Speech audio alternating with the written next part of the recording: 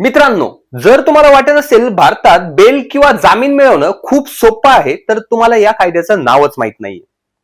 या कायद्याचं नाव आहे मकोका, म्हणजेच Maharashtra control of organise crime act. या कायद्याचं नाव ऐकल्यानंतर चांगले चांगले मोठे मोठे गुंड आणि टोळ्या थरथर कापतात. बाकीचे कायदे हे फक्त गुन्हेगाराला पकडण्यासाठी असतात, पण 1999 मध्ये अंडरवर्ल्ड, मोठे मोठे गुंड आणि टोळ्या यांचा कणा बोलण्यासाठी हा कायदा बनवला गेला होता. सामान्य गुन्ह्यांमध्ये पोलिसांसमोर दिलेली कबुली ही कोर्टात पुरावा म्हणून बघितली जात नाही, पण मकोकामध्ये जर सिनियर पोलीस ऑफिसर समोर एखादी कबुली दिली असेल तर तिला कोर्टामध्ये 100% ग्राह्य धरलं जातं.